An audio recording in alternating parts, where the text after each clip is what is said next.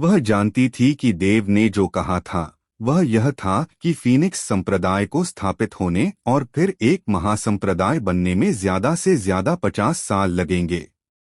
यह एक बेहद दबंग रवैया था और साथ ही एक बेहद आत्मविश्वासी रवैया भी। अगर किसी और ने यह सुना होता तो वह निश्चित रूप से देव के अहंकार का मजाक उड़ाता, लेकिन कविशा ने ऐसा नहीं किया। कविशा देव को 1-2 दिन से ज्यादा समय से जानती थी। वह अपने दिल में समझ गई थी कि देव जो कुछ भी कहता और करता था वह असंभव लगता था, मानो वह हमेशा शेखी बघारता रहता हो, लेकिन आखिरकार उसने यह सब हासिल कर लिया।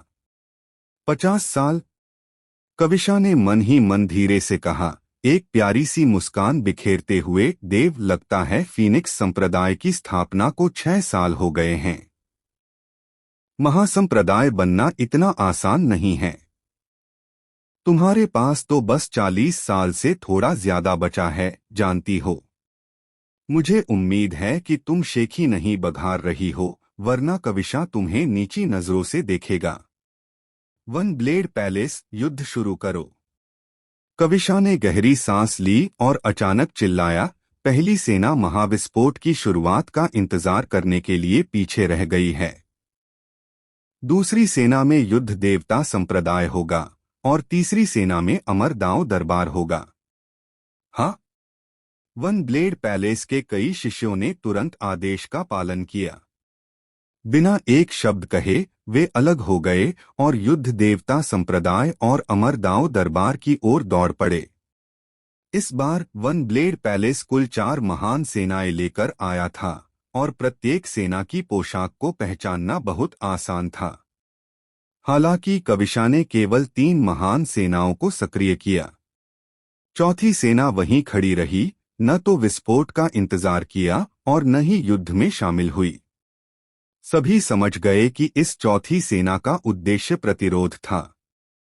कविशा, वन ब्लेड पैलेस चाहे कितना भी शक्तिशाली क्यों न हो, यह अभी भी एक संप्रदाय ही है। निखर ने कविशा की ओर देखा और चिल्लाया, बादल सागर वाणिज्य, हट जाओ। फुसफुस फुसफुस फुसफुस। आकृतियां शून्य लोक में उड़कर आईं, हत्या के इरादे से, मानो वे आदेश की प्रतीक्षा कर रही थीं। बादल सागर वाणिज्य मूल रूप से अमर दांव दरबार का था। उनका वरिष्ठ अधीनस्थ संबंध था, जिसमें अमर दांव दरबार श्रेष्ठ था और बादल सागर वाणिज्य अधीनस्थ। निःसंदेह यदि अमर दांव दरबार को छोड़ दिया जाए तो बादल सागर वाणिज्य भी एक प्रमुख गुट होगा जो 13 परिवारों से कम शक्तिशाली नहीं होगा। यह कहा जा सकता है कि बादल सागर वाणिज्य के जुड़ने के बाद अब 5 महान गुट नहीं बल्कि 6 महान गुट थे जो फीनिक्स संप्रदाय को घेर रहे थे। हालांकि अंबर परिवार और वानबाओ चैम्बर ऑफ कॉमर्स के बीच संबंध अलग थे, वे एक ही गुट थे, एक जैसे, लेकिन अलग होने की तुलना में एकजुट होने पर अधिक मजबूत। अंबर परिवार, हट जाओ। युद्ध शुरू होते देख समीक्षा ने भी बिना कुछ कहे तुरंत चिल्लाया, अंबर परिवार में सोम परिवार होगा और वानबाओ चैम्बर ऑफ कॉमर्स में जी परिवार होगा। देव। समीक्षा ने देव की ओर देखा और कहा, शेष वांग परिवार और क्लाउड सी कॉमर्स आप सभी पर निर्भर है। अच्छा। देव ने सिर हिलाया, धन्यवाद के तौर पर ज्यादा कुछ नहीं कहा, लेकिन उसने इस उपकार को अपने दिल में रखा। इस समय 3 गुट 6 गुटों से भिड़ रहे थे, जिनमें से प्रत्येक में 2 गुट थे। बिना किसी पूर्व चेतावनी के महायुद्ध छिड़ गया। फीनिक्स संप्रदाय के 1000 सदस्य 500 में बंट गए और एक साथ वांग परिवार और क्लाउड सी कॉमर्स के लोगों की ओर बढ़ चले। अंबर परिवार और वन ब्लेड पैलेस की तुलना में फीनिक्स संप्रदाय सचमुच नरसंहार के लिए तैयार था।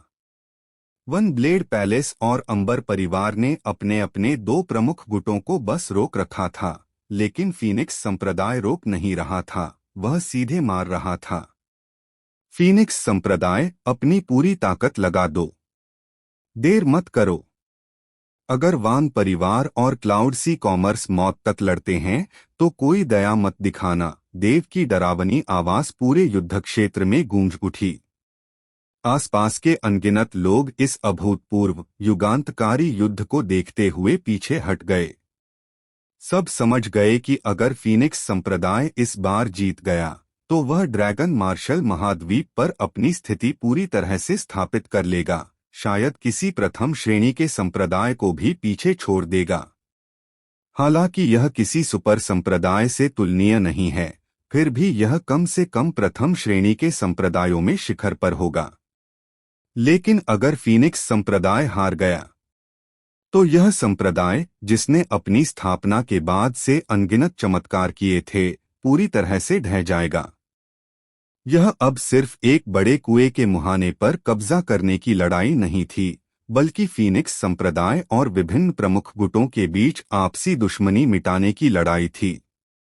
शुरू से ही यह मौत की लड़ाई थी, जिसमें पीछे हटने की कोई गुंजाइश नहीं थी। या तो तुम मरो या मैं जिंदा रहूं। Boom boom boom. फीनिक्स संप्रदाय में ऊपर से नीचे तक सभी ने अपनी क्यूई ची को उजागर कर दिया। यह एक शिखर था, उनकी वर्तमान मायावी शक्ति की सीमा। और इस क्यूई के विस्फोट ने वांग परिवार और क्लाउड सी कॉमर्स के सदस्यों के चेहरों पर तुरंत गहरा असर डाला। उन्होंने फीनिक्स संप्रदाय के सदस्यों की साधना को यथासंभव उच्चतर मानने की पूरी कोशिश की थी, लेकिन इस समय भी वे स्तब्ध थे। फीनिक्स संप्रदाय के सदस्यों का प्रत्येक क्यूई कम से कम ड्रैगन देव लोक के अंतिम चरण का था। उनमें से ड्रैगन देव लोक का शिखर सर्वत्र था, और वे 82 संत शीत दिव्य रक्षक, वे सभी छद्म सम्राट लोक के थे। यह कैसे संभव है? छद्म सम्राट लोक?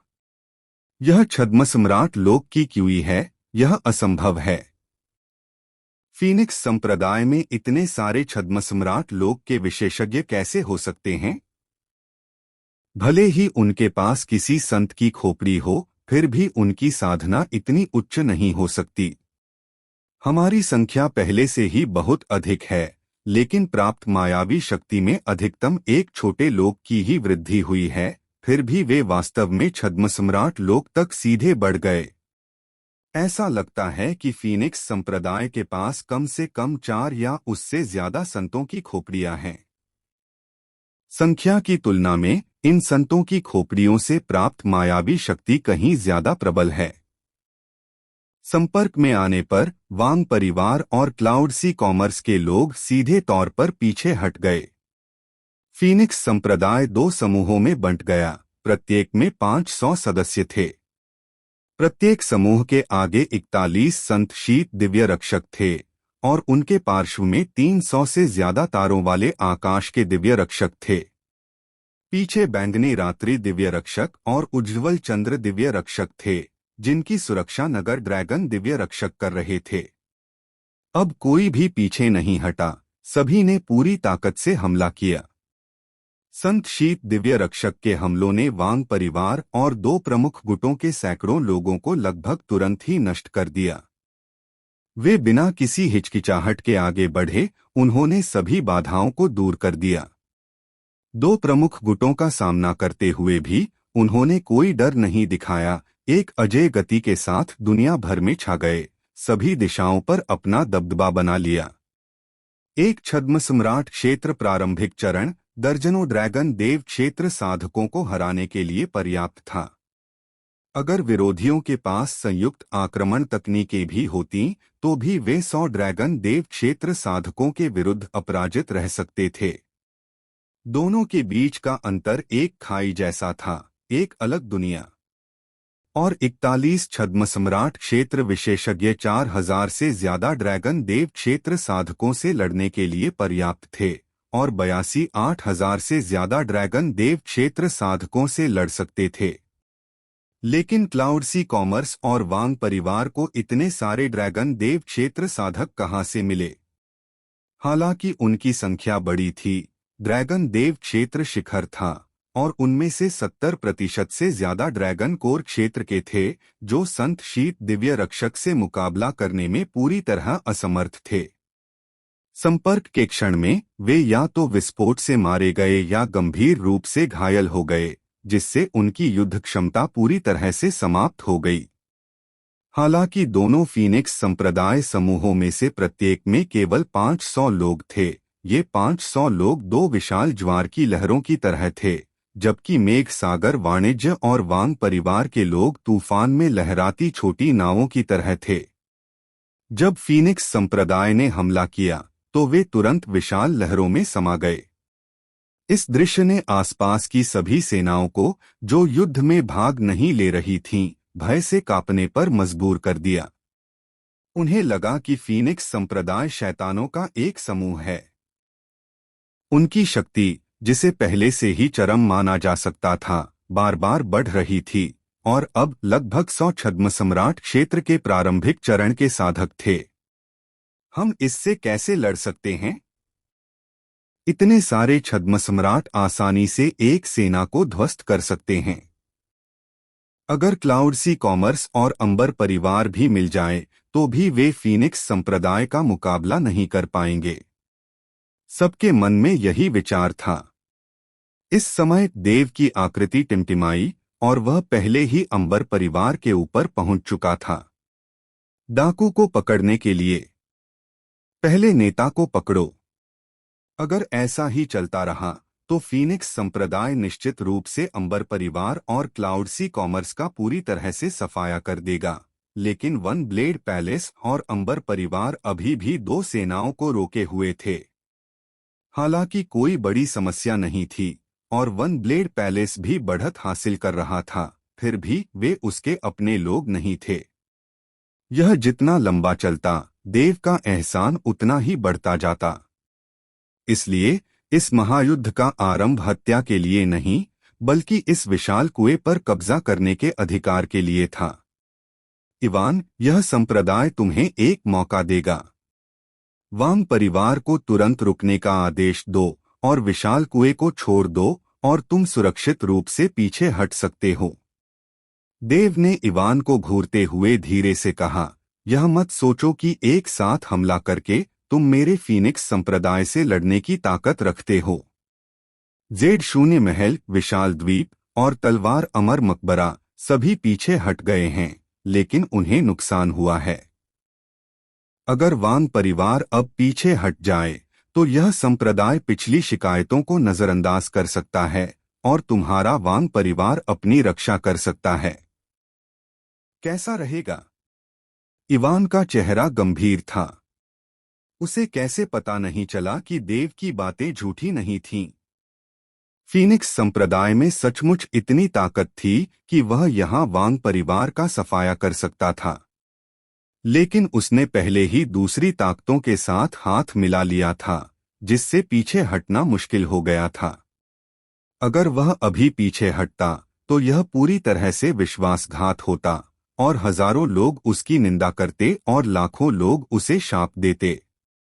यहाँ तक कि वांग परिवार का इन प्रमुख ताकतों के साथ भविष्य का व्यापार भी पूरी तरह से बंद हो जाता, जिससे अंबर परिवार को भारी नुकसान होता। इसलिए वह देव की बात से सहमत नहीं हो सका। सुबलियाओं, लड़ाई शुरू हो चुकी है, धमकियों का क्या फायदा? इवान कुछ नहीं बोला, लेकिन क्लाउड सी कॉमर्स से एक युवक चिल्लाया, अगर तुम लड़ना चाहते हो तो लड़ो। हम घुटनों के बल जीने के बजाय खड़े खड़े मरना पसंद करेंगे। तो तुम नरक में जा सकते हो। देव के चेहरे पर ठंडक छा गई और उसका शरीर सीधे बाहर निकल आया। दिव्य ब्लेड एक्सट्रीम नाइट तुरंत नीचे गिर गया। इस वार से ब्लेड की रोशनी नहीं निकली। यह तो बस देव था जो बेहद तेज गति से एक्सट्रीम नाइट को लेकर आगे की ओर वार कर रहा था। युवक हरे रंग के कपड़े पहने हुए था और क्लाउड सी कॉमर्स में उसका रुतबा साफ तौर पर बहुत ऊंचा था। देव को दौड़ते हुए देखकर वह तुरंत चिल्लाया, एक संयुक्त हमले की रणनीति बनाओ। उसे मारने की कोशिश मत करो, बस उसे फंसाने की कोशिश करो। बस। क्लाउड सी कॉमर्स के लोग पहले से ही तैयार थे। जैसे ही युवक की आवाज निकली, क्लाउड सी कॉमर्स के सामने एक विशाल प्रकाश पर्दा प्रकट हो गया। प्रकाश पर्दा अलग अलग वर्गों जैसा लग रहा था, जो विभिन्न रंगों के ड्रैगन फोर्स से झिलमिला रहा था। धमाका! एक्सट्रीम नाइट के सामने देव का शरीर सीधे इस प्रकाश पर्दे से टकराया। एक नजर में वह एक तोप के गोले जैसा था जिसने अंतरिक्ष में ही रास्ता बना दिया है। एक्सट्रीम नाइट की अद्भुत टक्कर और भयानक तीक्ष्णता। जब प्रकाश पर्दे से टकराई तो प्रकाश पर्दा कच की आवाज के साथ फट गया और सीधे चकनाचूर हो गया। टूटने के बाद देव की आकृति, जिसमें अभी भी एक्सट्रीम नाइट थी, दर्जनों ड्रैगन गॉड रियल्म साधकों के शरीरों को चीरती हुई सीधे युवक की ओर बढ़ी। युवक का चेहरा बदल गया। उसने अनुमान लगाया था कि देव बहुत शक्तिशाली है, इसलिए उसने उसे मारने की नहीं बल्कि उसे फंसाने की कोशिश की। लेकिन अब संयुक्त आक्रमण तकनीक देव को एक पल के लिए भी नहीं रोक सकी और उसने दर्जनों ड्रैगन गॉड रियल्म साधकों को भी मार डाला। अच्छा नहीं, वह मुझे मारने आ रहा है। युवक का दिल जोर से धड़का और वह तुरंत पीछे हट गया। लेकिन देव की आकृति तेज और तेज होती गई, यहाँ तक कि एक प्रकाश की किरण में बदल गई। जिसने भी उसे रोकने की कोशिश की, एक्सट्रीम नाइट ने उसे दो टुकड़ों में बांट दिया। काफी देर बाद क्लाउड सी कॉमर्स के सभी लोगों के हाव भाव बदल गए और अब उसे रोकने की हिम्मत नहीं हुई। उन्होंने अपनी आंखों से देखा कि 4 ड्रैगन गॉड रियल्म पीक साधकों ने एक साथ हमला किया था, लेकिन फिर भी वे प्रतिरोध नहीं कर सके और काले लंबे ब्लेड से चकनाचूर हो गए। ड्रैगन गॉड रियल्म पीक साधक भी उसे रोक नहीं पाए। अगर उनकी संख्या ज्यादा होती तो भी वे खुद को मौत के मुंह में धकेल रहे होते।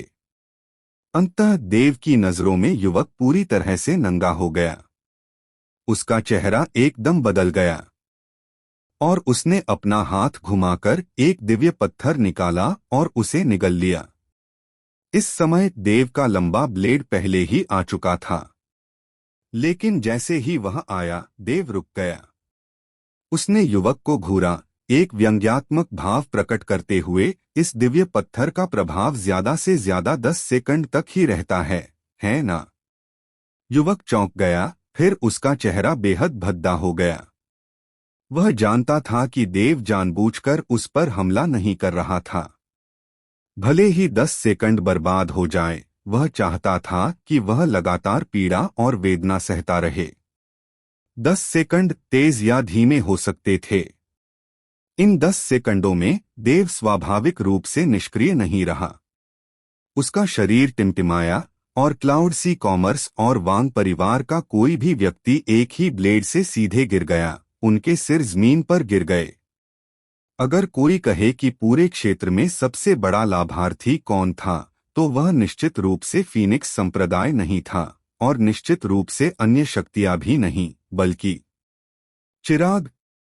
देव द्वारा मारा गया कोई भी व्यक्ति, चाहे वह ड्रैगन देव क्षेत्र हो या ड्रैगन कोर क्षेत्र या उससे भी निचला क्षेत्र, चिराग द्वारा भस्म कर दिया जाएगा। चिराग आदिम आत्मा और ड्रैगन कोर को अपने पास रखेगा। निचले क्षेत्र की बात करें तो चिराग उनके मांस और रक्त को खा जाएगा। हालांकि इस क्षेत्र के बहुत कम लोग थे। आखिरकार ऐसे संघर्ष में ड्रैगन आत्मा क्षेत्र में प्रवेश करना केवल मृत्यु की तलाश करना होगा।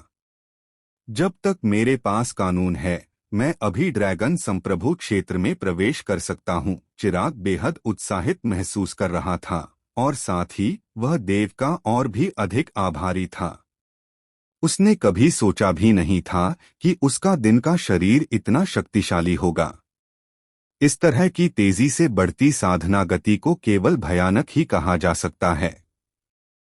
पलक झपकते ही 10 सेकंड बीत गए और देव की आकृति युवक के सामने फिर से प्रकट हो गई। दिव्य रत्न निगलते रहो। देव ने अपना लंबा ब्लेड युवक की ओर बढ़ाया। तुम क्लाउड सी कॉमर्स से हो, तुम्हारे पास बहुत पैसा है। तुम इन दिव्य रत्नों को अंतहीन रूप से निगल सकते हो, लेकिन मैं तुम्हारे क्लाउड सी कॉमर्स के लोगों का अंतहीन वध भी कर सकता हूं। आखिर तुम क्या चाहते हो? युवक दहाड़ा। क्या तुम्हें पता नहीं मैं क्या चाहता हूं? देव ने उपहास किया और अपने ब्लेड से वार किया। घबराहट में युवक ने तुरंत एक और दिव्य रत्न निगल लिया। यह दृश्य देखकर देव जोर से हंसा। उसकी आकृति फिर से गायब हो गई और क्लाउड सी कॉमर्स के एक ड्रैगन गॉड रियन साधक के पास फिर से प्रकट हो गई। वह ड्रैगन गॉड रियन साधक फीनिक्स संप्रदाय के एक व्यक्ति से लड़ रहा था और उसके पास प्रतिक्रिया करने का समय नहीं था। उसने अपनी आंखों के सामने बस एक काली रोशनी चमकती हुई महसूस की और फिर उसने अपने शरीर को टुकड़े टुकड़े होते देखा और उसने भक्षक दानव छाया की विशाल हथेली को उसकी आदिम आत्मा को पकड़कर अपने मुंह में डालते हुए भी देखा। फीनिक्स संप्रदाय शक्तिशाली था, लेकिन देव उससे भी ज्यादा शक्तिशाली था। वह अकेले ही पूरे बादल सागर व्यापार पर विजय प्राप्त कर सकता था। उसे कोई नहीं रोक सकता था। देव की भागीदारी के कारण क्लाउड सी कॉमर्स के शक्तिशाली साधकों की संख्या तेजी से कम हो गई।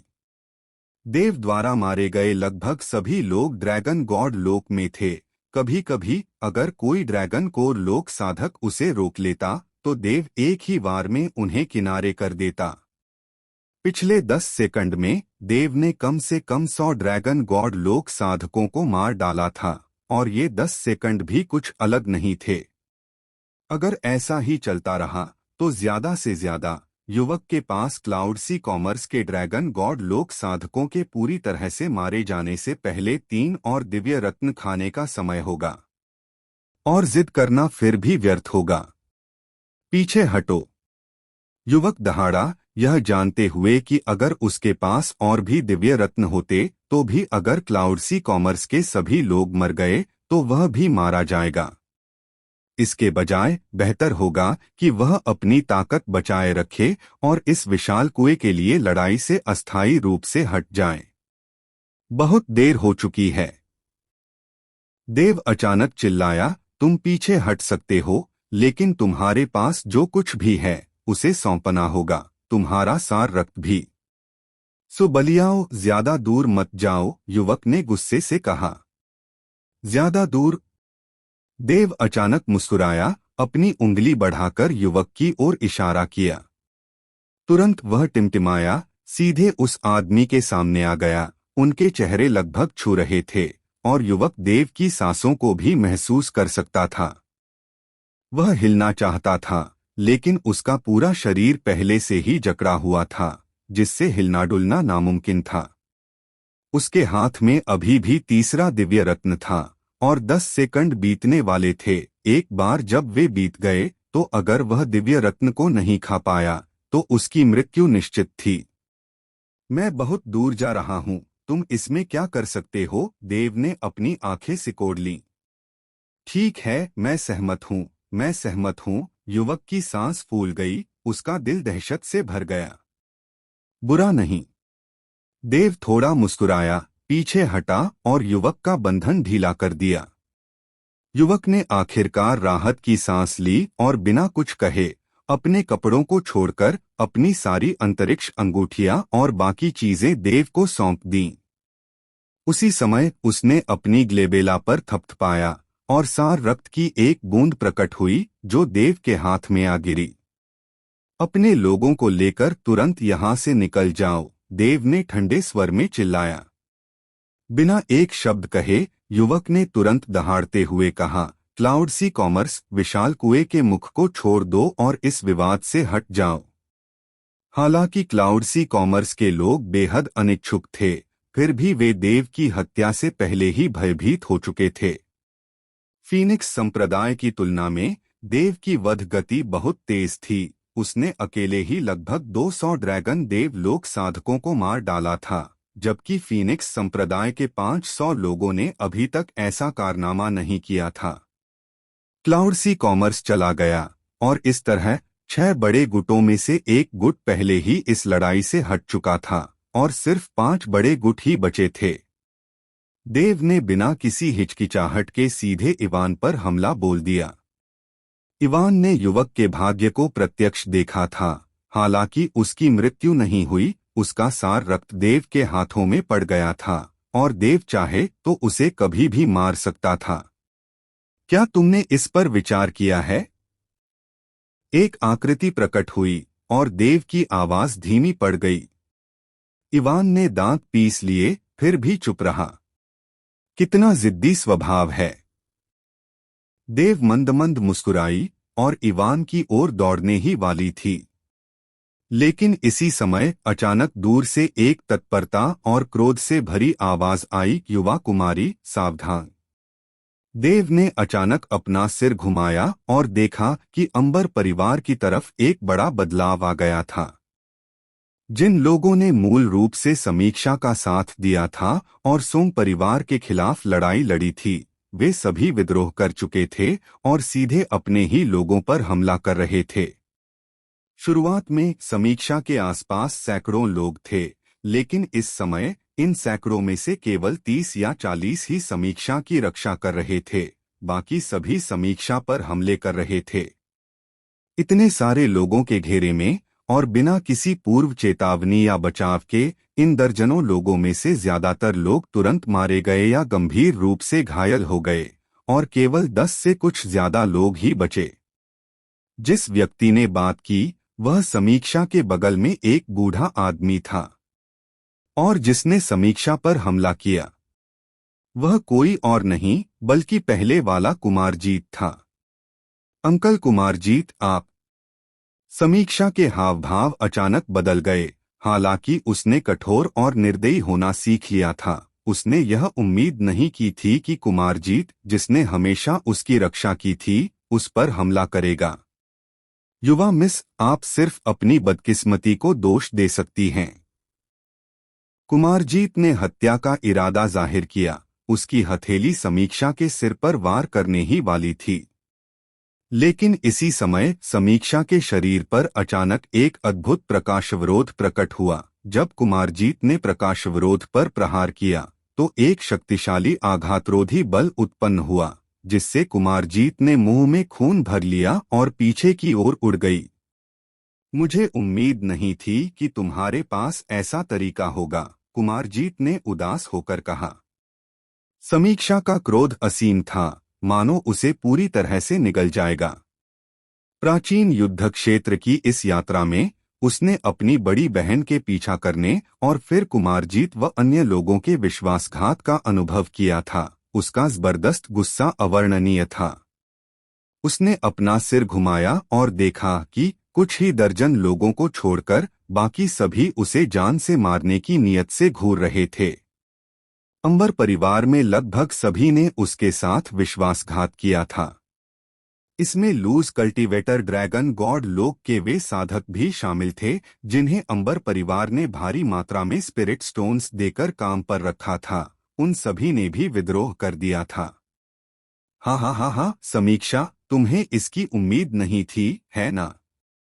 तैमूर खिलखिलाकर हंसा। मैंने तुम्हें बहुत पहले ही बता दिया था कि तुम अंबर परिवार की अगली मुखिया बनने के लायक नहीं हो।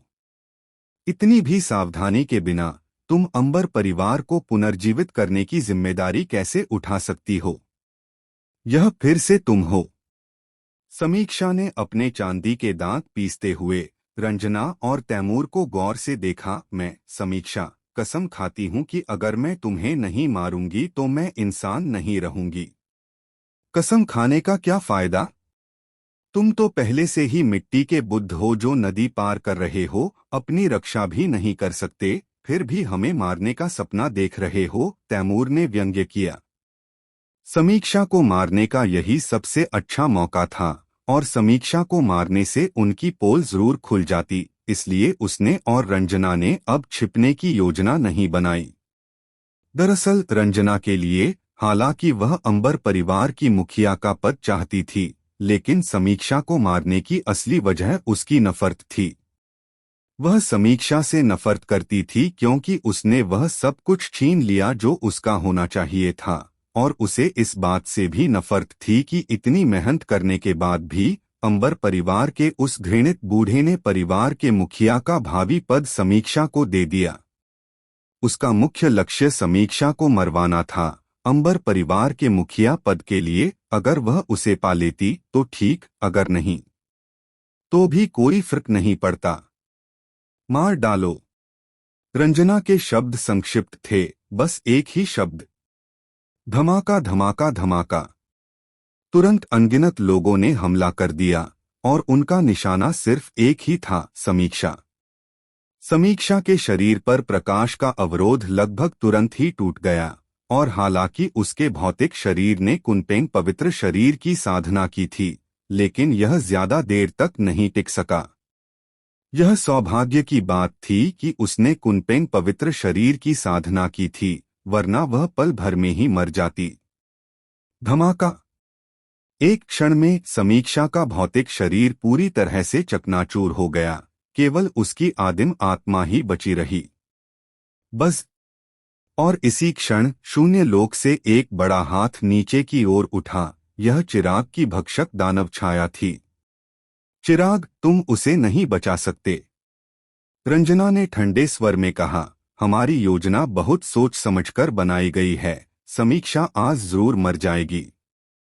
रंजना, तुम सचमुच बेरहम हो। समीक्षा तुम्हारी अपनी बहन है, फिर भी तुम इतने क्रूर हो। चिराग की आवाज सुनाई दी। उसकी भक्षक दानव छाया हमेशा आसपास गश्त लगाती रहती थी। जब भी 5 महाविराटों में से कोई मरता, वह तुरंत उनकी आदिम आत्मा या ड्रैगन कोर को, साथ ही उनके भौतिक शरीर को भी अपने में समाहित कर लेता। उसे उम्मीद नहीं थी कि अब इसका इस्तेमाल किसी को बचाने के लिए किया जा रहा है, और जिसे बचाया जा रहा था वह थी समीक्षा, जो पहले सबसे सुरक्षित लग रही थी। अंबर परिवार के सदस्यों का विद्रोह कुछ ऐसा था जिसकी किसी ने कल्पना नहीं की थी, देव ने भी नहीं। उसे पहले कुमारजीत का स्वभाव थोड़ा अजीब लगा था, लेकिन उसने इस बारे में ज्यादा नहीं सोचा था।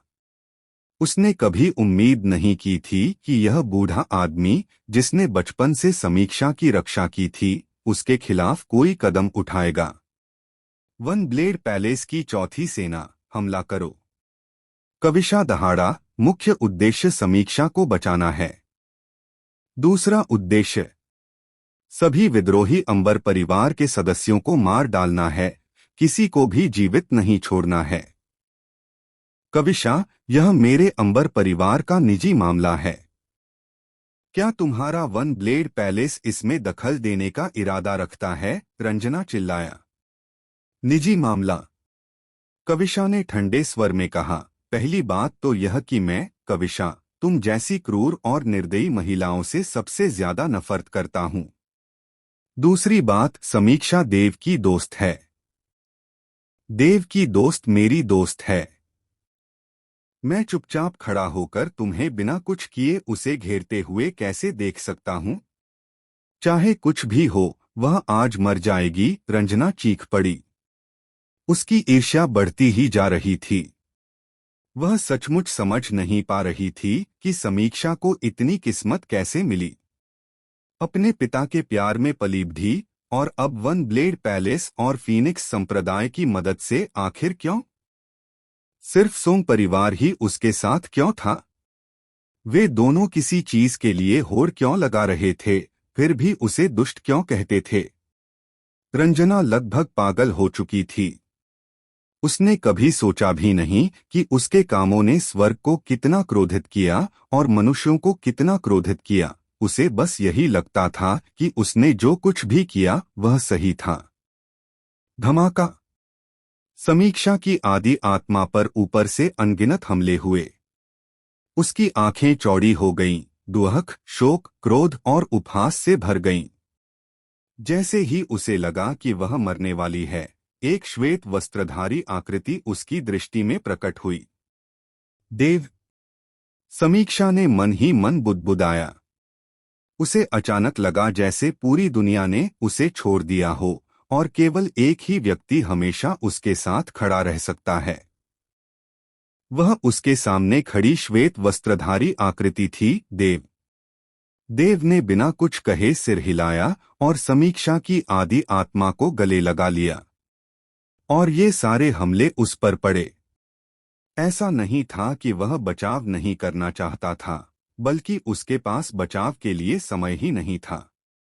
दूर से दौड़कर समीक्षा को बचाने के लिए देव पहले से ही स्वर्गीय ड्रैगन के 9 चरणों के चौथे चरण का उपयोग कर रहा था, जो उस समय उसकी सबसे तेज गति थी। रक्षा की कोशिश इस समय देव की मौजूदा ताकत के साथ यह बिल्कुल असंभव था। उसके ऊपर पृथ्वी रक्षक, जलदेव घंटी और म्यूलिन कड़ाही थी। ये सब फीनिक्स संप्रदाय के बैंगनी रात्रि दिव्य रक्षक ने उसके आते ही जल्दी से उस पर रख दिए थे। इस समय जैसे ही ये हमले हुए, ये सारी सुरक्षाएं बिखर गईं, और देव ने मुंह में ताज़ा खून का एक बड़ा घूंट खांसकर उगल दिया। उसका शरीर पीछे की ओर उड़ गया। हालांकि उसने पंगु दिव्य कला की साधना की थी और उसका भौतिक शरीर दुनिया में सबसे शक्तिशाली था। इन हमलों से उसके शरीर पर कई घाव हो गए, लेकिन वे तेजी से ठीक हो रहे थे। कमीने! ईशान ने यह देखकर तुरंत दहाड़ा, फीनिक्स संप्रदाय वांग परिवार के साथ लड़ाई से हट जाओ। तुम सब सोंग परिवार और अंबर परिवार के सदस्यों को मार डालो। और इवान की आंखें चमक उठीं और वह चिल्लाया, वांग परिवार के सदस्यों, फीनिक्स संप्रदाय को घेर लो। मुख्य उद्देश्य सुबलियाओं को मारना है। जब तक वह मरता है, हम यह लड़ाई जीतेंगे।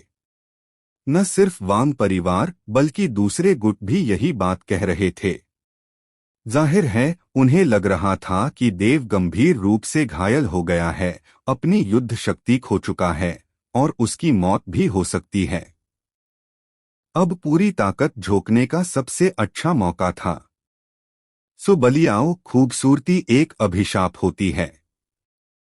अगर समीक्षा न होती तो शायद आज हम सचमुच हार जाते। अफसोस की बात है कि तुम एक औरत के हाथों मर गए, नारंग ने व्यंग्य किया। जैसे ही सब सोच रहे थे कि देव का अंत हो गया है, देव की आंखें चमक उठीं और वह अचानक चिल्लाया, रक्त परिवर्तन 3 पवित्रताएं। Boom boom boom. उसने जो ताज़ा खून थूका था, वह इस क्षण रक्त की धुंध में बदल गया, जिसे देव ने एक के बाद एक सोख लिया। और देव का आभामंडल नाटकीय रूप से बढ़ गया, 1 गुना, 2 गुना, 4 गुना। उसकी मायावी शक्ति छद्म सम्राट क्षेत्र के मध्य चरण को सीधे भेदती हुई छद्म सम्राट क्षेत्र के अंतिम चरण तक पहुंच गई। उसके चारों ओर एक प्रकाश अवरोध प्रकट हुआ। यह एक अस्थायी प्रकाश अवरोध था जिसे उसने संघनित किया था। उसी साधना स्तर पर इसकी शक्ति पृथ्वी रक्षक जितनी प्रबल नहीं थी, लेकिन इस समय वह छद्म सम्राट क्षेत्र के अंतिम चरण में था और ऐसा अवरोध भी कई हमलों का डटकर सामना कर रहा था। और इतने सारे हमले होने के बाद भी देव का प्रकाश अवरोध नहीं टूटा। छद्म सम्राट क्षेत्र का अंतिम चरण, यह असंभव है। केवल एक छद्म सम्राट क्षेत्र का अंतिम चरण ही हमारे हमलों को इस तरह रोक सकता है। अन्यथा एक छद्म सम्राट क्षेत्र का मध्य चरण भी नहीं रोक सकता। सभी अचंभित रह गए। अब उन्हें एहसास हुआ कि देव की मायावी शक्ति छद्म सम्राट क्षेत्र के अंतिम चरण तक पहुंच गई थी। जैसा कि उन्होंने कहा, मानव तरंग रणनीति कारगर थी। चाहे वह छद्म सम्राट क्षेत्र का प्रारंभिक चरण हो या मध्य चरण, वे मारे जाएंगे, ठीक वैसे ही जैसे देव रक्त परिवर्तन 3 शुद्धताओं का उपयोग करने से पहले मारा गया था। लेकिन एक बार जब वह छद्म सम्राट क्षेत्र के अंतिम चरण में पहुंच गया, तो ड्रैगन देव क्षेत्र के सभी हमलों का कोई असर नहीं रहा। मानव तरंग रणनीति बेकार थी। अगर 10,000 ड्रैगन देव क्षेत्र के साधक भी आए, तो भी वे उसे जरा भी नुकसान नहीं पहुंचा पाएंगे। यही कारण था कि ड्रैगन देव क्षेत्र और ड्रैगन सम्राट क्षेत्र में इतना बड़ा अंतर था। अगर छद्म सम्राट क्षेत्र के अंतिम चरण को भी नुकसान नहीं पहुंचाया जा सकता, ड्रैगन सम्राट क्षेत्र की तो बात ही छोड़ दीजिए, और एक बार ड्रैगन सम्राट क्षेत्र का साधक कोई कदम उठाए, तो वह एक विनाशकारी हमला होगा। ड्रैगन देव क्षेत्र के हमलों से कोई नुकसान न पहुंचना, यह छद्म सम्राट क्षेत्र के अंतिम चरण और ड्रैगन सम्राट क्षेत्र का एक प्रतीकात्मक प्रकटीकरण था। पीछे हटो। जैसे ही उन्होंने देव को छद्म सम्राट क्षेत्र के अंतिम चरण में पहुंचते देखा, रंजना और तैमूर तुरंत बोल पड़े। सोंग परिवार के सदस्य और विद्रोही अंबर परिवार के सदस्य इस क्षण पीछे हट गए। वे जानते थे कि अब वे समीक्षा को नहीं मार सकते। हालांकि वे बहुत अनिच्छुक थे, फिर भी वे बहुत असहाय थे। देव एक छद्म सम्राट क्षेत्र के अंतिम चरण का सदस्य यहाँ पहले से ही अजेय था और सबसे शक्तिशाली व्यक्ति था। देव की उपस्थिति में युद्ध क्षेत्र पर फीनिक्स संप्रदाय का नियंत्रण होगा। कोई भी गुट देव को नहीं मार सकता था और एक बार देव ने कोई कदम उठाया तो उनका सीधा विनाश हो जाएगा। वांग परिवार, संघर्ष से हट जाओ। इवान और अन्य जो तेजी से आगे बढ़ रहे थे, उनके शिष्य भी सिकुड़ गए। उन्होंने आगे बढ़ना बंद कर दिया और तेजी से पीछे हट गए।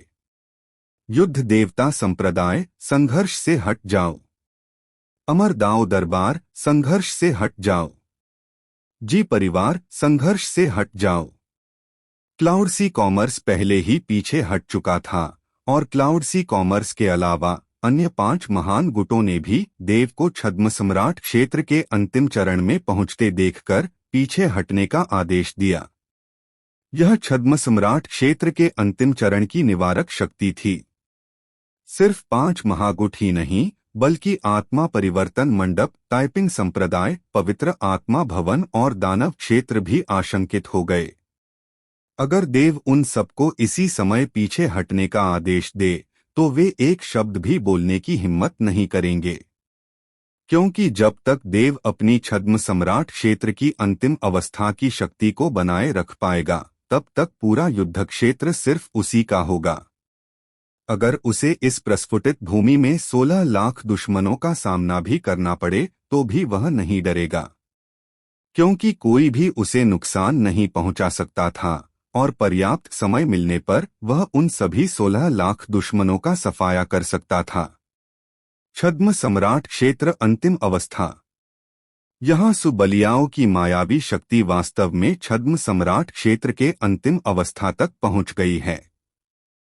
आत्मा परिवर्तन मंडप से जिस बुजुर्ग ने पहले बात की थी, उसकी आंखें चमक उठीं और उसने तुरंत एक संदेश भेजा। आत्मा परिवर्तन मंडप के सभी सदस्यों, सुबलियाओं को नाराज मत करो। जो कोई भी इस आदेश का उल्लंघन करेगा, उसे बिना किसी दया के मार दिया जाएगा। इस तरह के आदेश हर प्रमुख गुट में प्रसारित किए जा रहे थे। यहाँ तक कि दानव क्षेत्र के लोग, जो पहले बेहद घमंडी थे, अब देव के प्रति गहरी आशंका महसूस कर रहे थे। अगर वे बाहरी दुनिया में होते तो देव अगर ड्रैगन संप्रभु क्षेत्र में भी पहुंच जाता तो भी उन्हें जरा भी डर नहीं लगता। लेकिन यहाँ एक छद्म सम्राट क्षेत्र का अंतिम चरण व्यावहारिक रूप से एक देवता था। अन्य गुट बिना मारे पीछे हट सकते हैं, लेकिन सोंग परिवार और अंबर परिवार के गद्दारों को मार दिया जाना चाहिए। देव की आवाज में ठंडक थी जब वह चिल्लाया, फीनिक्स संप्रदाय, पवित्र शीत दिव्य रक्षक दल के अलावा बाकी 4 दिव्य रक्षक दल, अंबर परिवार और सोंग परिवार के बचे हुए लोगों का पूरी तरह से पीछा करके उन्हें मार डालो। हाँ, फीनिक्स संप्रदाय के सदस्यों ने बिना कुछ कहे तुरंत पीछा किया। ऐसा नहीं था कि देव दूसरे गुटों को मारना नहीं चाहता था। उसे घायल देखकर ही उसे लात मारने की उनकी इच्छा के आधार पर देव ने पहले ही उन सभी को मारने का इरादा बना लिया था। खासकर इवान, देव ने उसे एक मौका दिया था, लेकिन वह आभारी होने के बजाय स्थिति का फायदा उठाना चाहता था। हालांकि फीनिक्स संप्रदाय में केवल 1000 लोग ही थे। उन कुछ गुटों के अलग अलग भागने के कारण उन सभी को मारना असंभव था। इसके बजाय केवल सोंग परिवार और अंबर परिवार के लोगों का पीछा करना बेहतर था, खासकर तैमूर और रंजना का, क्योंकि वे 2 विपत्तियां थीं। देव हिला तक नहीं। उसने औषधीय गोलियों के बड़े बड़े कौर निगल लिए और पवित्र आत्मा के भवन के सामने पहुंचते ही उसका चेहरा चमक उठा। क्या तुम मुझ पर एक और एहसान करोगे? युवक मुस्कुराया। इस समय उसने सीधे मना नहीं किया, बल्कि वह बहुत विनम्र दिखाई दिया, पहले से बिल्कुल अलग। जाहिर है, देव की छद्म सम्राट क्षेत्र की अंतिम अवस्था की शक्ति ने उसे पहले ही हिला दिया था। कम से कम इस प्राचीन युद्ध क्षेत्र में अब वह कोई गुस्ताखी करने की हिम्मत नहीं कर सकता था। यह एहसान अंबर परिवार का तुम पर है, देव ने समीक्षा युवक को सौंप दिया। अच्छा, मैं इसे अंबर परिवार से खुद ले लूंगा, युवक ने सिर हिलाया और मुस्कुराया। समीक्षा की आदिम आत्मा क्षतिग्रस्त नहीं हुई थी, लेकिन उसके मूल कुनपेन पवित्र शरीर को फिर से साधना बेहद मुश्किल होगा। एकमात्र सरल और सीधा तरीका यह था कि पवित्र आत्मा हॉल किसी गुप्त कला का उपयोग करके उसे पुनर्जीवित करे और उसकी सारी पूर्व शक्तियां पुनः प्राप्त हो जाएंगी। देव, धन्यवाद। समीक्षा की आंखों में एक कोमल भाव प्रकट हुआ। चूंकि रंजना और तैमूर उसका पीछा कर रहे थे, इसलिए यह कोमल भाव केवल इसी क्षण प्रकट हुआ था।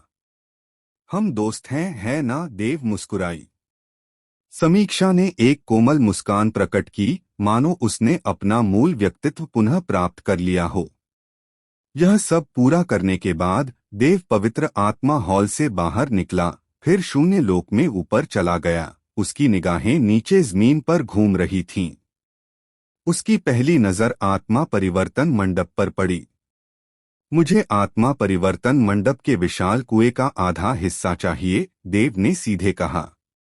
घमंडी युवक सीधे मना करने ही वाला था कि तभी बुजुर्ग ने उसे बीच में ही टोक दिया और गहरी आवाज में कहा, संप्रदाय गुरुदेव, कुएं का आधा हिस्सा आपको दिया जा सकता है, लेकिन इस बुजुर्ग को कोई वजह चाहिए। सोचते सोचते देव ने एक सुनहरा बड़ा हंडा निकाला। यह बड़ा हंडा ठीक वही संत आत्मा श्रेणी की वस्तु थी जिसका इस्तेमाल चैतन्य ने उस समय किया था। आत्मिक दिव्य हंडा। यह एक वस्तु है जो संप्रदाय ने चैतन्य को अस्थायी रूप से प्रदान की थी। यह तुम्हारे हाथों में कैसे पहुंची? युवक ने हंडे को साफ पहचानते हुए तुरंत पूछा। और उसके सवाल पर बुजुर्ग ने एक बार फिर सिर हिला दिया। क्या यह बहुत आसान बात नहीं थी? देव ने जरूर चैतन्य को मारा होगा, इसीलिए उसे आत्मा दिव्य हंडा मिला था। ऐसा सवाल पूछना पूरी तरह से मूर्खतापूर्ण था। तुमने चैतन्य को क्यों मारा? बुजुर्ग ने फिर पूछा।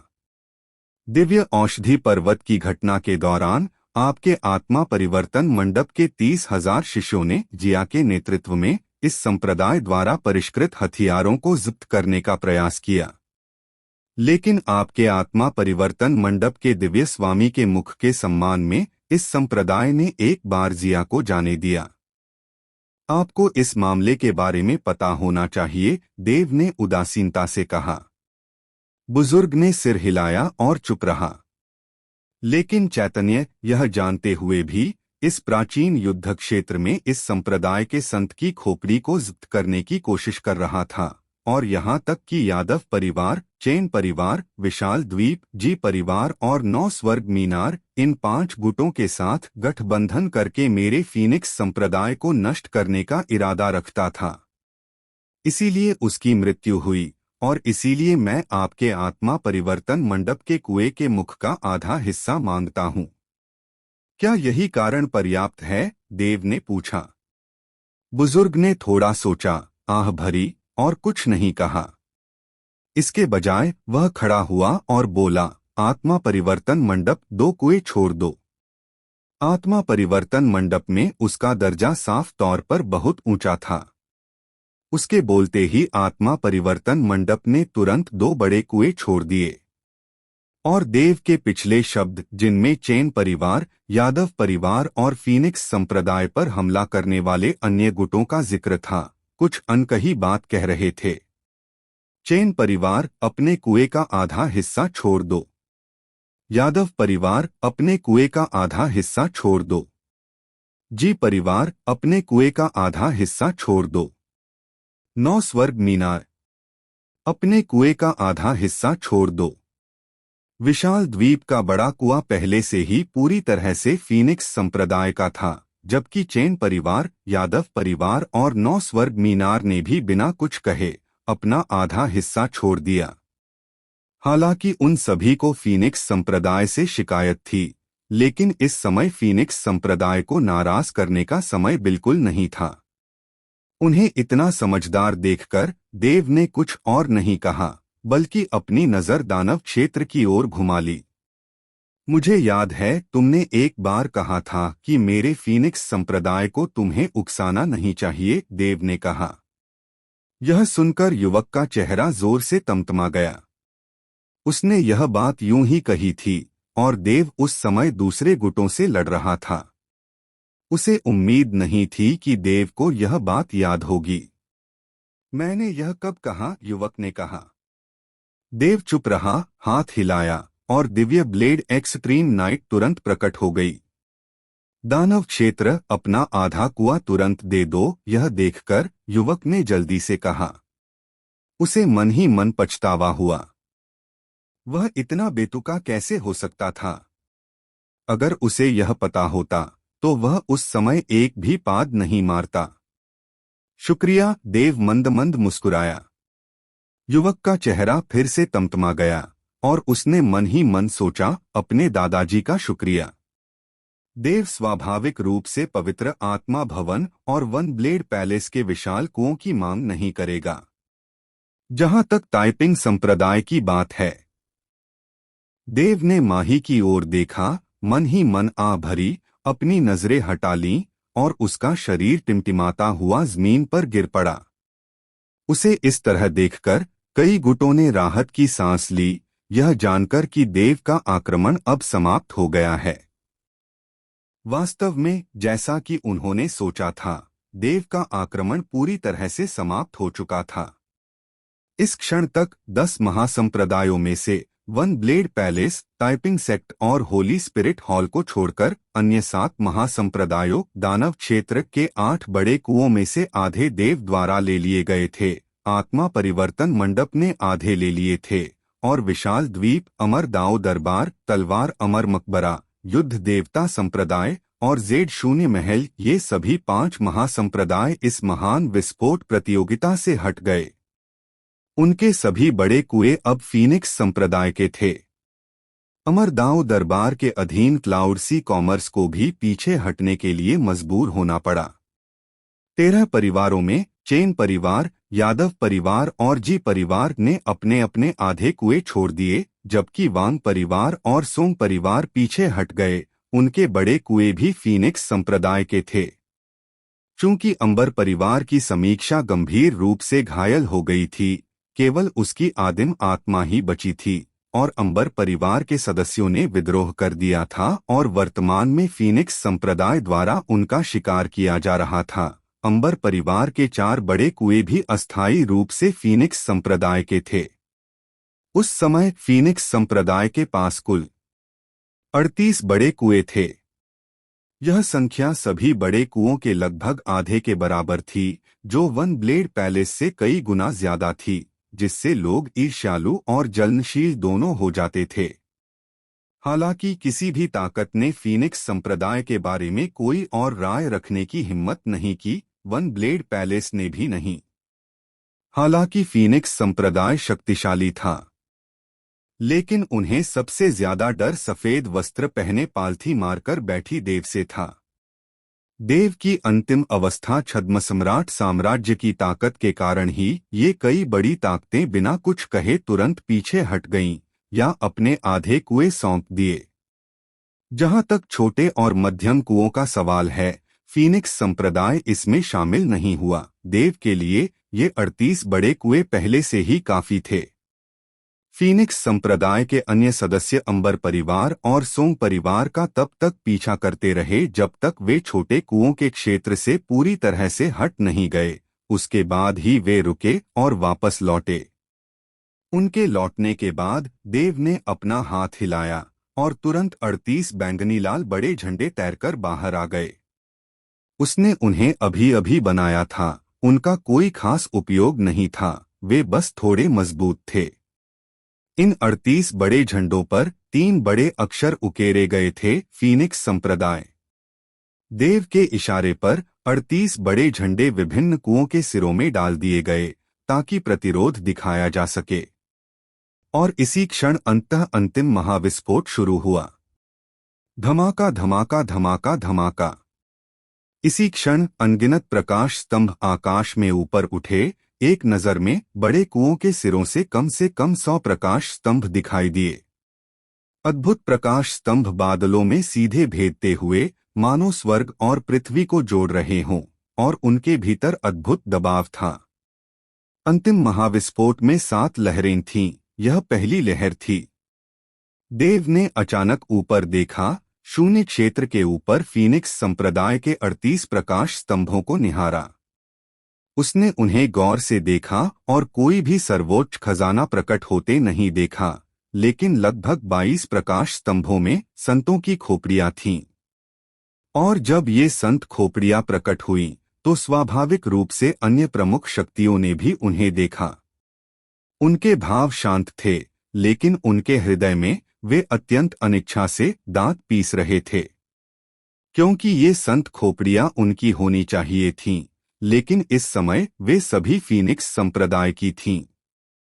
फीनिक्स संप्रदाय के लोगों को शांति से शून्य क्षेत्र में भागते हुए देखकर, जबकि वे केवल असहाय होकर देख सकते थे, मन की वह असंतुलित अवस्था और भी भारी हो गई। उसी समय बड़े कुओं के बाहर, मध्यम और छोटे कुओं के क्षेत्रों में आश्चर्यजनक प्रकाश स्तंभ भी फूट पड़े। 1000 मध्यम कुएं और लगभग 10,000 छोटे कुएं थे। इन 11,000 प्रकाश स्तंभों के भीतर कोई महान खजाना नहीं था, बल्कि सैकड़ों संतों की खोपड़ियां तैर रही थीं। जब उन्होंने इन संतों की खोपड़ियों को देखा तो सभी दंग रह गए। फिर गहरा सदमा लगा। इतनी सारी कैसे हो सकती हैं?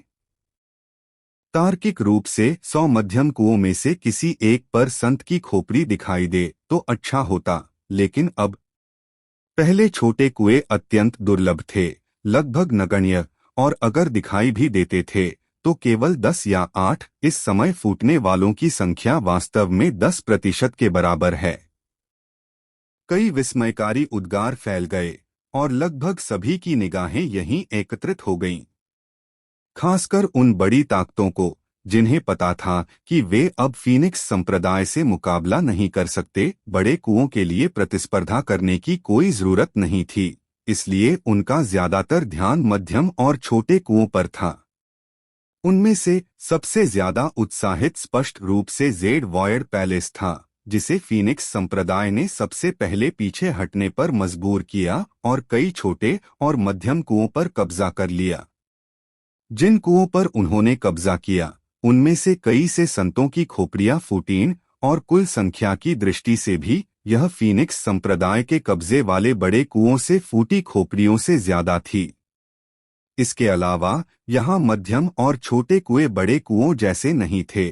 बड़े कुओं पर जो भी सेना उस पर कब्जा करती थी, वह उसी सेना का होता था, और दूसरी सेनाएं आमतौर पर उसे छीनने की कोशिश नहीं करती थीं। लेकिन छोटे और मध्यम कुएं अलग थे। यहाँ कोई नियम नहीं थे।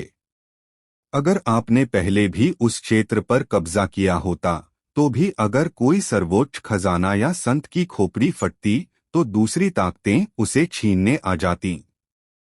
हालांकि चूंकि ज़ेड वॉयड पैलेस एक सुपर सेक्ट था, इसलिए बहुत कम लोग उनसे छीनने की हिम्मत कर पाते थे। दूसरी जगहों पर एक भीषण युद्ध छिड़ गया, जिसमें अनगिनत ताकतें इस समय एक बेहद आश्चर्यजनक हाथापाई में उलझी हुई थीं, जिसमें लगातार हत्या की चीखें और दहाड़े निकल रही थीं। फुसफुस फुसफुस फुसफुस। आकृतियां वॉयड क्षेत्र में दौड़ी, सीधे मध्यम और छोटे कुओं की ओर। ये वही प्रमुख ताकतें थीं जिन पर फीनिक्स संप्रदाय ने आक्रमण किया था, जैसे कि जी परिवार, यादव परिवार और दानव क्षेत्र। जिन बड़े कुओं पर उन्होंने कब्जा किया था, वे पहले से ही कम थे और उनकी रखवाली के लिए इतने लोगों की जरूरत नहीं थी। अब जब मध्यम और छोटे कुएं फट गए थे, तो स्वाभाविक रूप से वे चुकेंगे नहीं। ईशान, तुम सब भी जाओ। देव ने अपनी आंखें थोड़ी ऊपर उठाईं और उदासीनता से कहा, उज्ज्वल चंद्र दिव्य रक्षकों को याओ जानवरों से अपनी रक्षा करनी चाहिए और जादुई क्रिस्टल तोपों का इस्तेमाल निवारक के रूप में करना चाहिए। अगर कोई तुम पर हमला करने की हिम्मत करे तो संकोच न करें, बस गोली चला दें। हाँ। ईशान ने गहरी सांस ली और तुरंत चल पड़ा। देव ने थोड़ा सिर हिलाया और आगे कहा, नगर ड्रैगन दिव्य रक्षक, उनकी रक्षा करो। दिव्या, तुम तारों वाले आकाश दिव्य रक्षकों का नेतृत्व करते हुए हमला करो और युद्ध के मैदान में भी घूमो। अगर किसी संत की खोपड़ी दिखाई दे तो परवाह मत करो कि उस क्षेत्र पर किस सेना का कब्जा है, बस उसे छीन लो। हाँ। दिव्या ने भी आदेश का पालन किया और कई तारों वाले आकाश दिव्य रक्षकों को वहां ले गए। उसी समय one blade palace, Holi spirit hall, typing संप्रदाय और अन्य सभी ने अपने अधीनस्थों को मध्यम और छोटे कुओं के मुखों पर भेज दिया। ऐसा पहले कभी नहीं हुआ था, लेकिन इस बार यह बहुत अजीब था, क्योंकि इतने सारे संतों की खोपड़ियां फूट चुकी थीं, इसलिए स्वाभाविक रूप से वे इसे नहीं छोड़ेंगे। इसके विपरीत यहाँ के बड़े कुएं थोड़े अजीब लग रहे थे, क्योंकि अन्य दो जगहों की तुलना में यहाँ कम संतों की खोपड़ियां फूटीं। हालांकि कोई भी बड़े कुओं को छोड़ना नहीं चाहता था, क्योंकि यही वह जगह थी जहां सबसे ज्यादा खजाने फूटने की संभावना थी। प्राचीन युद्ध क्षेत्र में प्रवेश करने वाली सभी शक्तियां दो कारणों से यहाँ थीं। पहला, एक संत की खोपड़ी। दूसरा, एक सर्वोच्च खजाना। किंवदंती है कि यह वह स्थान था जहां देवताओं ने कभी एक महान युद्ध लड़ा था, और देवताओं के पास जो कुछ भी था उसे ड्रैगन मार्शल महाद्वीप के लोगों के लिए सर्वोच्च खजाना माना जाता था। एक संत की खोपड़ी की तुलना में सर्वोच्च खजानों की संख्या बहुत कम थी, लेकिन स्पष्ट रूप से वे बहुत कीमती भी थे। इसलिए 10 महासंप्रदाय और 13 परिवार, ये शक्तिशाली शक्तियां, सभी बड़े कुओं पर कब्जा करना चाहती थीं, क्योंकि पिछले अनुभव के आधार पर बड़े कुओं से सर्वोच्च खजाने के फूटने की सबसे अधिक संभावना थी। उदाहरण के लिए, जब प्रकाश का पहला स्तंभ पहले प्रकट हुआ तो एक काली लंबी तलवार निकली।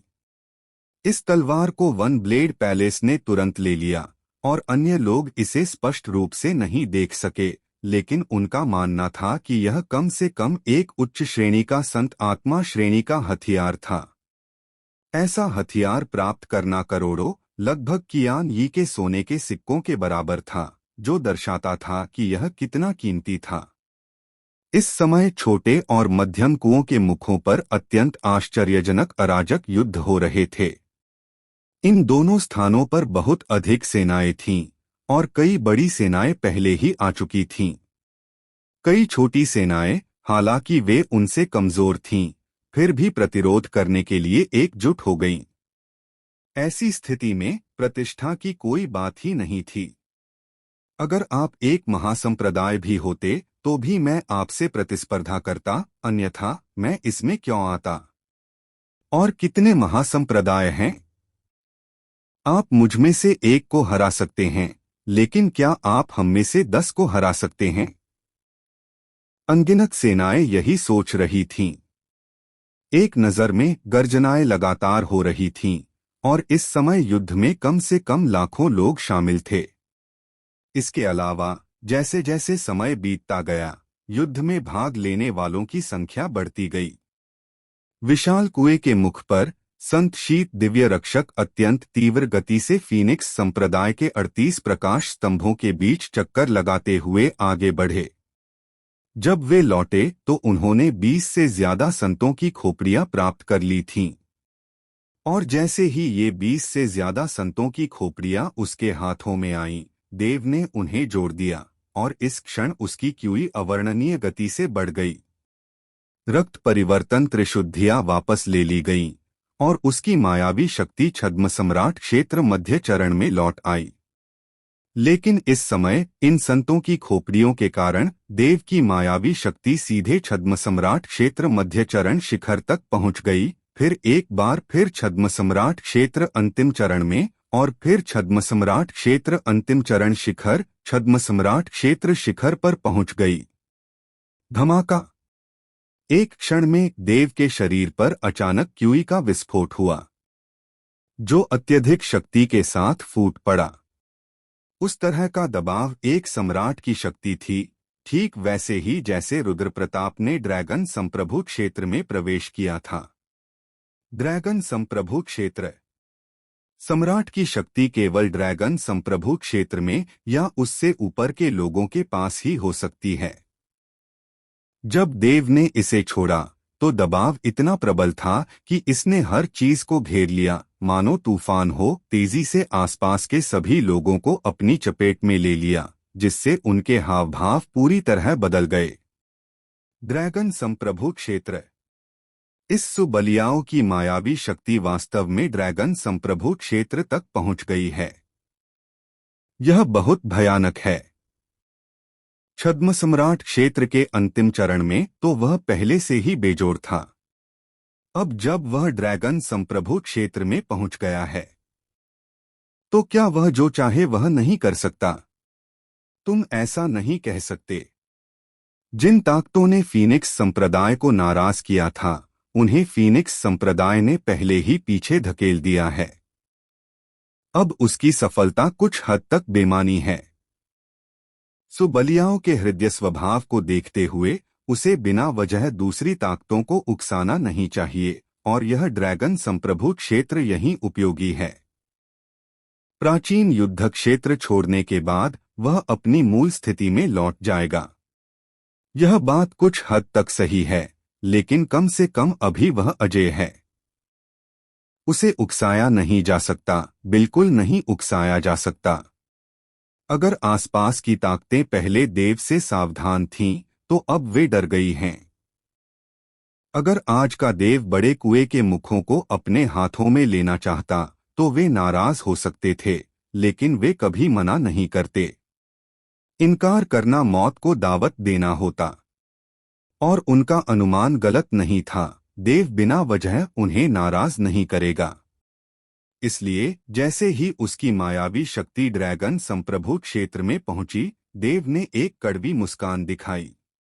अगर मैं ड्रैगन संप्रभु क्षेत्र में पहले पहुंच जाता तो यह बहुत उपयोगी होता, लेकिन अब। देव ने कड़वाहट से मुस्कुराते हुए अपना सिर हिलाया। इस समय ड्रैगन संप्रभु क्षेत्र सचमुच कुछ हद तक निरर्थक था, लेकिन यह अच्छा भी है।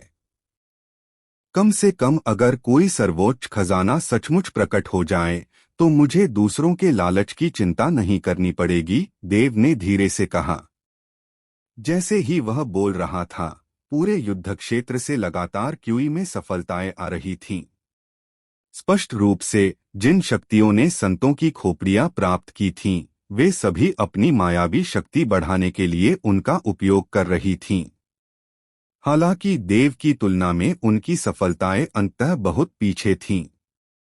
वन ब्लेड पैलेस की ओर स्थित 10 प्रकाश स्तंभों ने भी 4 संतों की खोपड़ियां प्राप्त कीं, और वहां हर किसी की अपनी अपनी सफलताएं थीं।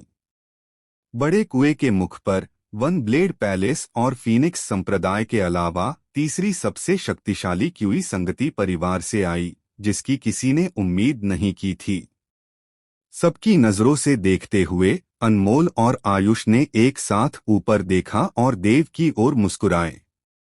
देव स्वाभाविक रूप से उनका मतलब समझ गया। देव ने पहले ही उन्हें साधना की हड्डियों से जुड़ने के लिए कहा था, और यह स्पष्ट था कि संगति परिवार ने भी साधना की हड्डियां प्राप्त की थीं, शायद एक से ज्यादा। और साधना की हड्डियों के कारण संगति परिवार की मायावी शक्ति बहुत बढ़ गई थी, और उन्होंने जो संत खोपड़ियां प्राप्त की, वे फीनिक्स संप्रदाय और वन ब्लेड पैलेस को छोड़कर सभी शक्तियों में सबसे अधिक रही होंगी। वास्तव में उनकी क्यूई को देखते हुए उनके पास वन ब्लेड पैलेस से भी ज्यादा थी। हान परिवार, क्या तुम अभी अपना बड़ा कुआं नहीं सौंपोगे?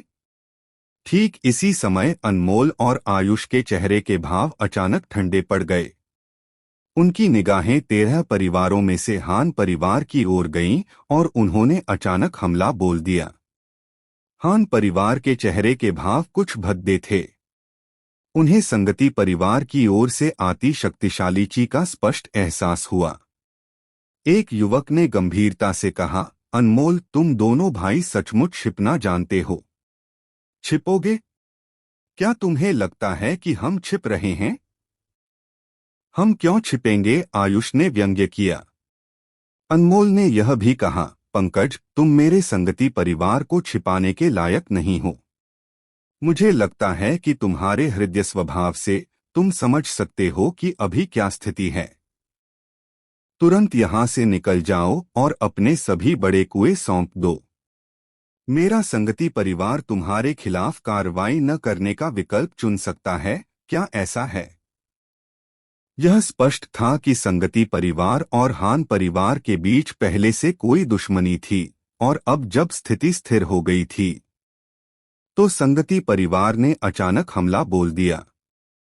तुम? पंकज ने दांत पीस लिए। उसका चेहरा बेहद गंभीर था, लेकिन एक पल बाद उसने फिर भी सांस ली, आयुष और अनमोल को गहराई से देखा और ठंडे स्वर में कहा, ठीक है, मैं तुम्हें ये सारे बड़े कुएं दे दूंगा, लेकिन याद रखना, मैं, पंकज, इस बात को कभी नहीं भूलूंगा। हान परिवार, पीछे हटो। जैसे ही उसकी आवाज धीमी हुई, पंकज ने सीधे हाथ हिलाया और हान परिवार के सदस्य अनिच्छा से जल्दी से चले गए। उन्हें जाते देख देव ने भौहें चढ़ाई और आयुष को आवाज भेजी, यह व्यक्ति झुक सकता है, खींच सकता है, एक निर्णायक चरित्र का है, और उसका हृदय स्वभाव भी निर्दयी होगा। अगर तुम्हारी सचमुच दुश्मनी है तो तुम्हें उसे इस समय जाने नहीं देना चाहिए था। अनमोल ने सोचा, सच में एक शिकायत तो है, लेकिन इसमें परिवार का कोई हाथ नहीं है। यह सिर्फ मेरे भाई, मेरे और उस व्यक्ति के बीच की बात है। अगर इस बार हान परिवार की टीम का नेतृत्व पंकज नहीं कर रहे होते तो हमारा संगति परिवार उस कुएं के मुहाने पर कब्जा नहीं कर पाता जिस पर उन्होंने कब्जा किया था। जब से हमने उस पर कब्जा किया है, दुश्मनी और भी गहरी हो गई है, देव ने कहा। किसे परवाह है? जो भी हमारे सामने आएगा हम उससे निपट लेंगे, अनमोल ने उदासीनता से कहा। देव चुप रहा। अगर वह अनमोल की जगह होता तो पंकज को जाने ही नहीं देता, वह भविष्य में एक समस्या बन ही जाता। और जैसे ही दोनों बोले, बड़े विस्फोटों की दूसरी लहर शुरू हो गई। धमाका, धमाका, धमाका। बड़े, मध्यम और छोटे सभी कुएं एक ही क्षण में फट पड़े। प्रकाश की हजारों किरणें आकाश में उठीं, जिससे एक अद्भुत दृश्य उत्पन्न हुआ। विस्फोट के लगभग तुरंत बाद मध्यम और छोटे कुओं पर अराजक युद्ध फिर से शुरू हो गया, और इस बार यह पहले से भी ज्यादा तीव्र था। बड़े कुओं पर सभी की पुतलियां सिकुड़ गईं और सभी ताकतों की निगाहें फीनिक्स संप्रदाय पर टिक गईं। फीनिक्स संप्रदाय के कब्जे वाले 38 बड़े कुओं में से पूरे 30 कुएं संतों के साथ फट पड़े। खोपड़ियां, जबकि बाकी 8 कुओं में से 7 में केवल अनगिनत प्रक्षालित हड्डियां थीं। आखिरी कुएं में एक बैंगनी लाल औषधीय गोली थी, सर्वोच्च खजाना। हालांकि वहां कई संतों की खोपड़ियां थीं, लेकिन इस समय वे पूरी तरह से नजरअंदाज थीं। सबकी नजरें उस बैंगनी लाल औषधीय गोली पर टिकी थीं। यह औषधीय गोली एक प्रकाश स्तंभ से अलग थी, इसलिए इसकी आभा का आभास नहीं हो रहा था, लेकिन इसका यहां फूटना कोई साधारण वस्तु नहीं थी। इस फीनिक्स संप्रदाय का इतना बड़ा भाग्य कैसे है? पूरी 30 संतों की खोपड़ियां, और पहले वाली 20 कुछ पहले से ही 50 से ज्यादा। किसने सोचा होगा कि इन 2 विस्फोटों के बाद भी एकमात्र सर्वोच्च खजाना फीनिक्स संप्रदाय के प्रकाश स्तंभ के भीतर ही होगा। यह औषधीय गोली जरूर बहुत शक्तिशाली होगी। इस पर आकृतियां हैं। हमारे संप्रदाय ने एक बार कहा था कि आकृतियां वाली औषधीय गोलियां निश्चित रूप से उच्च श्रेणी की होती हैं। अनगिनत लोग इसे पाने के लिए लालायित थे, लेकिन वे केवल देख सकते थे, इसे छीनने की हिम्मत नहीं जुटा पा रहे थे। देव के आदेश पर संत शीत दिव्य रक्षक संत की खोपड़ियां एक एक करके इकट्ठा करने गए। जहां तक उनका सवाल है, वे स्वयं उठे और एक चमक के साथ उस प्रकाश स्तंभ के सामने पहुंच गए जहां औषधि की गोली रखी थी। एक क्षण तक देखने के बाद देव ने अपना हाथ हिलाया और ड्रैगन संप्रभु क्षेत्र की मायावी शक्ति गर्जना के साथ फूट पड़ी। उनके हाथ से एक आश्चर्यजनक स्थानिक मार्ग प्रकट हुआ जो सीधे प्रकाश स्तंभ में प्रवेश कर गया। वास्तव में यह स्थानिक मार्ग प्रकाश स्तंभ को बलपूर्वक नहीं तोड़ता था, बल्कि उसे भेदता था। भेदना और भेदना पूरी तरह से अलग अलग अवधारणाएं हैं। कोई कह सकता है कि देव भी लाभ प्राप्त करने के लिए स्थानिक मार्ग का उपयोग कर रहा था। जब प्रकाश स्तंभ भेदा गया तो देव मार्ग के साथ पहुंचा और औषधि की गोली अपने हाथ में ले ली। 7 पैटर्न वाली औषधि की गोली। देव की आंखें चमक उठीं, उनकी गहराइयों में छिपी एक गहरी उत्तेजना प्रकट हो रही थी। शायद ड्रैगन मार्शल महाद्वीप को नहीं पता था कि यह औषधीय गोली किस रैंक की है, लेकिन उसे पता था। निचले तारा क्षेत्र में औषधीय गोलियां, हथियार, सामग्री आदि सभी के विभिन्न रैंक विभाजन होते हैं। औषधीय गोलियों के रैंक निम्न से उच्च तक 1 पैटर्न, 2 पैटर्न, 3 पैटर्न, 4 पैटर्न से लेकर 9 पैटर्न तक होते हैं। सबसे कम 1 पैटर्न है, सबसे ज्यादा 9 पैटर्न है। निःसंदेह सबसे कम 1 पैटर्न वाली औषधीय गोली भी ड्रैगन मार्शल महाद्वीप पर स्वर्गीय गहन श्रेणी की औषधीय गोली से ज्यादा शक्तिशाली होती है, क्योंकि यह रैंक विभाजन सीधे पूरे निचले तारा क्षेत्र के समग्र रैंक पर आधारित होता है। इसका मतलब है कि निचले तारा क्षेत्र में संत आत्मा श्रेणी, पृथ्वी निम्न श्रेणी और स्वर्गीय गहन श्रेणी की औषधीय गोलियां भी हैं, लेकिन ये औषधीय गोलियां बस वहां रैंक मत करो। और देव के हाथ में यह बैंगनी लाल औषधीय गोली एक 7 पैटर्न वाली औषधीय गोली थी। निचले तारा क्षेत्र में पहुंचने पर विभिन्न भौतिक कारणों से उत्पादित अधिकांश औषधीय गोलियों पर पैटर्न होंगे। जितने अधिक पैटर्न होंगे, औषधीय गोली का रैंक उतना ही ऊंचा होगा, और इसी प्रकार कीमियागर की तकनीक उतनी ही मजबूत और उनकी साधना उतनी ही भयानक होगी। देव ने पहले 3 वस्तुएं प्राप्त की थीं, क्लाउड मिस्ट तलवार और वह ढाल, दोनों ही पृथ्वी के निचले स्तर की थीं, और सुनहरी औषधीय गोली भी वैसी ही थी, बिना पैटर्न वाली। उसने शुरू में सोचा था कि यह औषधीय गोली भी उन 3 वस्तुओं के समान होगी, लेकिन उसने कभी नहीं सोचा था कि यह 7 पैटर्न वाली औषधीय गोली होगी। इस रैंक की एक औषधीय गोली निचले तारा क्षेत्र में भी अत्यंत मूल्यवान, व्यावहारिक रूप से अमूल्य होती है। निचले तारा क्षेत्र में 7 पैटर्न, 8 पैटर्न और 9 पैटर्न वाली औषधीय गोलियों की कीमत ड्रैगन मार्शल महाद्वीप पर संत आत्मा श्रेणी, पृथ्वी निम्न श्रेणी और स्वर्गीय गहन श्रेणी की औषधीय गोलियों के समान है। इससे यह अंदाजा लगाया जा सकता है कि यह 7 पैटर्न वाली औषधीय गोली कितनी दुर्लभ है। और जैसे ही देव ने यह औषधीय गोली पकड़ी, औषधीय गोली से एक जानकारी तुरंत देव के दिमाग में आ गई। निडर गोली मध्य श्रेणी के नीचे के आत्मा अमर लोग इसका सेवन कर सकते हैं। सेवन के बाद यह 3 मिनट के लिए निडर अवस्था में चली जाती है, जिससे कुल शक्ति 10 गुना बढ़ जाती है। प्रति मिनट 3000 साल का जीवनकाल प्राप्त होता है। इस औषधीय गोली के प्रभावों को देखते हुए देव ने एक गहरी सांस ली। अपने पिछले जन्म में दानव ड्रैगन प्राचीन सम्राट के रूप में उसने इससे भी ज्यादा शक्तिशाली कई औषधीय गोलियां देखी थीं, लेकिन इस समय वह दानव ड्रैगन प्राचीन सम्राट नहीं था। वह ड्रैगन मार्शल महाद्वीप पर केवल एक संप्रदाय गुरु था। कुल शक्ति में 10 गुना वृद्धि, और वह भी 3 मिनट के लिए। ऐसा प्रभाव भयानक था, जैसा कि 7 पैटर्न वाली औषधीय गोली से अपेक्षित है।